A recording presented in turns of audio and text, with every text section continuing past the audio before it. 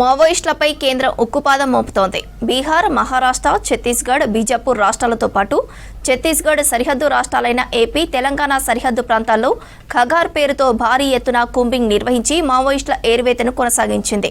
దీంతో వందల మంది మావోయిస్టులు పోలీసుల చేతిలో హతమయ్యారని మావోయిస్టు పార్టీ కేంద్ర కమిటీ ధృవీకరించింది.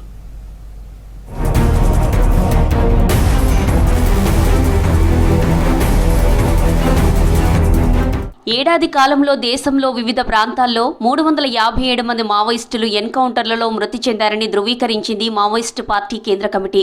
వారిలో 136 మంది మహిళా మావోయిస్టులు ఉన్నారని ప్రకటించింది. జూలై 28 నుంచి ఆగస్టు 3 వరకు మావోయిస్టు అమరవీరుల సంస్మరణ వారోత్సవాలు నిర్వహించాలని పిలుపునిచ్చింది. 24 పేజీలతో ప్రకటనను ఇంగ్లీష్, గోండు భాషల్లో రిలీజ్ చేసింది కమిటీ. దండకారణ్యంలోనే అతిపెద్ద నష్టం జరిగిందని, 281 మంది చనిపోవడం పట్ల విచారం వ్యక్తం చేసింది.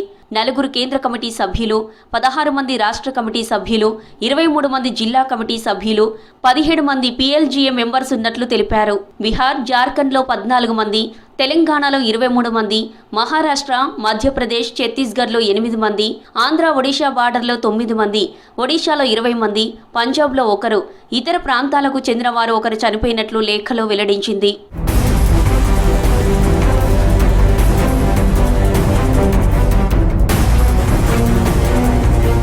ఆపరేషన్ ఖగార్ వల్ల పరిస్థితి దారుణంగా మారిందన్నారు మావోయిస్టు పార్టీ కేంద్ర కమిటీ సభ్యులు.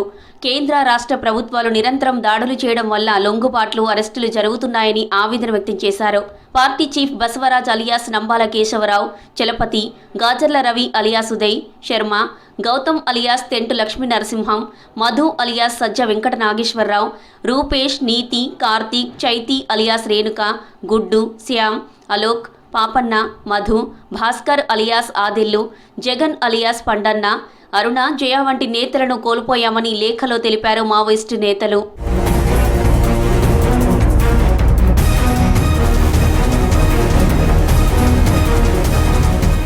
మావోయిస్టు ఆత్మ పరిరక్షణ ప్రజా ఫ్రంట్ పేరుతో భద్రాద్రి కొత్తగూడెం జిల్లా దుమ్ముగూడెం మండలం గుబ్బలమంగి వాగు బ్రిడ్జి సమీపంలో పెద్దబండిరేవు, ములకనపల్లి, పులిగుండాల, ములకపాడు గ్రామాల్లో వాల్ పోస్టర్లు, కరపత్రాలు వెలిశాయి. చెట్లకు వాల్ పోస్టర్లు కట్టగా కరపత్రాలను రోడ్లపై వదిలారు.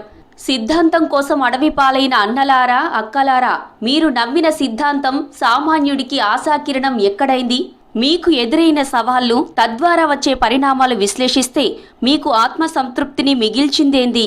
ఆత్మ సంతృప్తి లేని ఆత్మగౌరవంతో ముందుకు పోతున్న మీ 40 ఏండ్ల నాటి ఉద్యమ బాట ప్రజాదరణ లేక మూడువారిన బీడు భూమిలా అయిందని అందులో తెలిపింది. ఇకనైనా మీ కాలం చెల్లిన సిద్ధాంతాన్ని వీడి కాలానుగుణంగా మారిన ప్రజల జీవన విధానంలో పాత్రులు కావాలని పిలుపునిచ్చారు. అడవిని వీడి ప్రజల్లోకి రండి, ప్రజాస్వామ్య గొంతుకవ్వండి, ఆయుధాలు మనకొద్దు, ప్రజామోద మార్గమే మనకు ముద్దు, జనజీవన స్రవంతిలోకి రండి, మీ మేధస్సును ప్రజల అభివృద్ధికి ఉపయోగించండి అంటూ సూచించారు. ఈ పోస్టర్లు ఏజెన్సీలో కలకలం రేపుతున్నాయి.